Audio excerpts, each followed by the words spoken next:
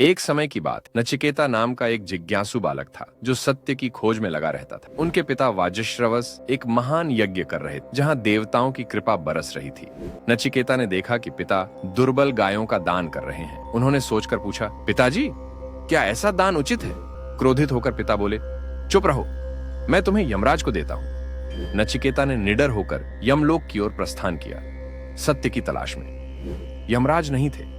नचिकेता ने 3 दिन तक धैर्यपूर्वक प्रतीक्षा की, बिना अन्न जल के। यमराज ने लौटकर नचिकेता की निष्ठा देखी और मन में प्रशंसा जागी। वत्स, तुम्हारी तपस्या से प्रसन्न होकर मैं तुम्हें 3 वरदान देता हूँ, यमराज बोले। पहला वरदान, पिता का क्रोध शांत हो और वे मुझे स्नेह से अपनाएं, यमराज ने कहा। तथास्तु। दूसरा वरदान, स्वर्ग प्राप्ति की अग्नि विद्या सिखाएं, यमराज ने उसे गूढ़ ज्ञान दिया। तीसरा वरदान, मृत्यु के बाद आत्मा का रहस्य बताएं, यमराज ने सुख संपत्ति का प्रस्ताव दिया, पर नचिकेता अटल रहा। यमराज ने प्रसन्न होकर आत्मा और मोक्ष का गूढ़ ज्ञान प्रकट किया। ज्ञान से आलोकित नचिकेता लौट आया। उसके कदमों से धरती पर प्रकाश फैल रहा था। पिता ने उसे गले लगाकर अश्रुपूर्ण नेत्रों से स्वागत किया। चारों ओर आनंद छा गया। नचिकेता ने ज्ञान का प्रकाश फैलाया, जिससे अनेक आत्माएं सत्य के मार्ग पर चल पड़ी।